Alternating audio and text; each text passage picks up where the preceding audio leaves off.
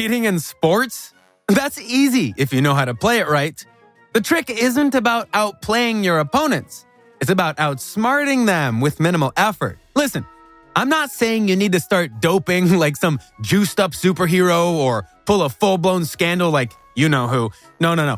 I'm talking about the subtle moves, the clever tricks, the fine art of pushing the boundaries just enough to make yourself a legend without crossing the line. My sports career kicked off when I was around 8.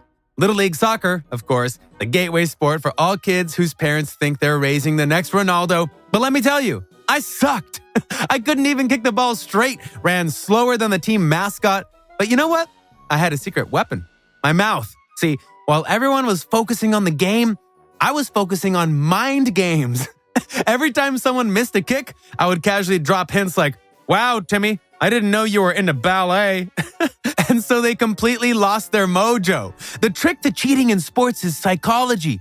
Get inside their heads, and you've already won half the battle. But that was just the beginning. By the time I hit middle school gym class, I had graduated to more sophisticated methods. My favorite? Faking injuries. You see, when you're as unathletic as me, pretending to pull a muscle can save you from hours of actual exercise. If you're losing in dodgeball, boom, fake a cramp. Coach never questions it. And guess what? I still passed gym with an A. I mean, all I did was show up, stretch dramatically, and then get hurt 5 minutes into every game. I was basically a bench warmer by choice. Now let's talk about high school sports. This is where it gets juicy. I was on the basketball team, and by on the team, I mean I sat on the bench and only got subbed in when someone fouled out. So what's a guy like me to do? Easy. Create distractions. There's nothing like accidentally tying your shoes on the court right before the free throw or pulling out the old classic, "Coach, my contact lens fell out." Even though I've never worn contacts in my life, it's all about slowing the game down, dragging it out, making people impatient and sloppy. And it worked every time. Oh, but the real glory came during our championship game. We were down by 10, the clock was ticking, and desperation was setting in.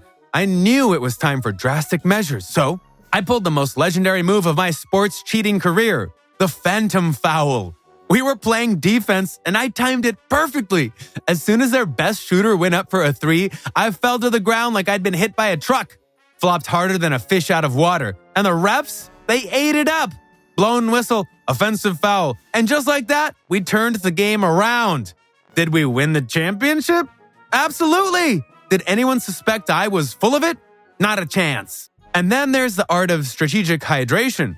You ever notice how athletes guzzle water like they've been trekking through a desert? Well, I used that to my advantage. "Need a water break, coach," I'd shout mid-game. Here's the catch. I'd only do this when our star player was on fire, getting ready to light up the scoreboard. See, a well-timed water break kills momentum. You take the star out of their rhythm and bam, advantage me. By the time I graduated, I'd mastered cheating in sports like an art form.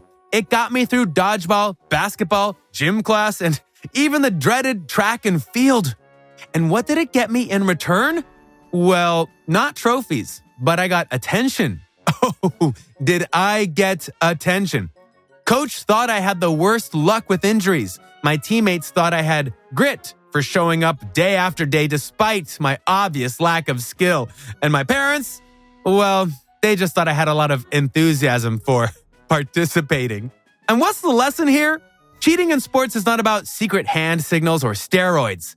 It's about staying 2 steps ahead of the rest. Let them exhaust themselves on the field while you sip Gatorade on the sidelines. The world doesn't care how you win.